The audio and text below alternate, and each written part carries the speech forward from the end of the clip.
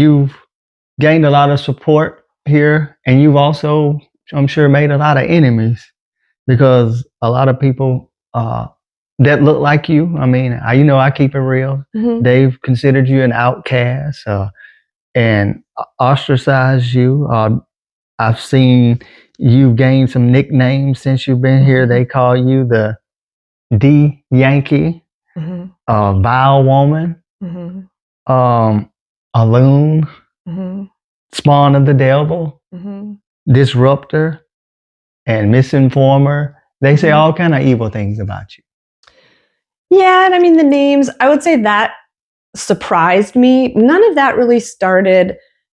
I started writing a newsletter summary of the city council meetings, and I started that when I think there was a gap with the paper or something. So when I started going to the meetings and when I was reading what was in the paper, I thought, was this the same meeting I went to? So I felt like there were some things missing.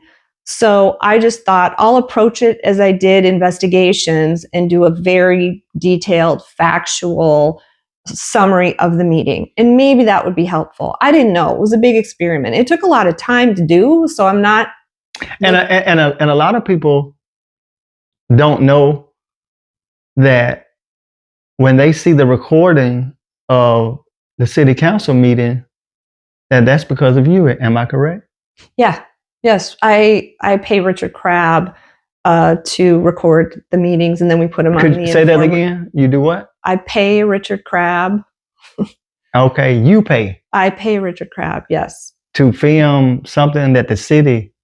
Yeah, To film, yeah. because I know years ago the city had a deal with Comcast or something, and they used to be televised on TV. I heard that, yeah. But that leads me to my next question. I was going to ask you, what are some of the things that you do in the community to help the community? But that's starting that out. That's one thing you pay out of your pocket to bring the city council meeting to the people that don't attend for whatever reason.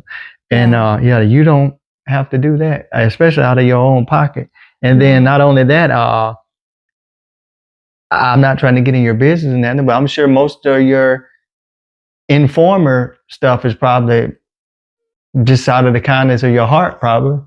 Oh yeah, I don't get, nobody's paying me to write the Informer. And trust me, I know that takes a lot of time, energy, and effort, and you're doing this for the people. It takes a lot of time, but I felt like people should know what's going on. And that's not to say that the newspaper wasn't writing things about what was going on, for sure.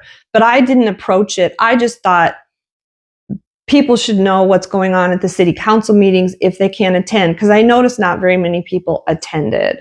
Yeah. And I saw certainly very quickly the division at the council meetings. And then, being somebody new who I didn't know anybody. I didn't know any of the councilmen. So I was just somebody who didn't have any bias other than, as humans living, we develop bias as we go along. But I was just looking at it, from an objective place and a curious place as, okay, I didn't expect, oh, this is going to be terrible and people are going to be fighting, because I didn't think that at all. But what I saw was a great level of disrespect across the board.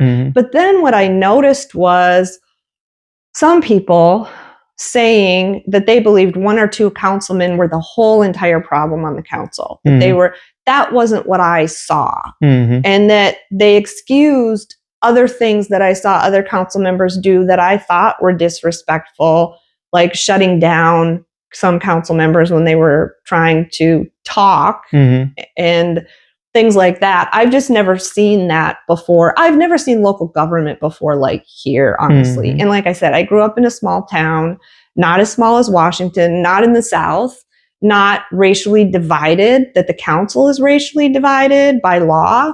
Certainly, I've never experienced anything like that.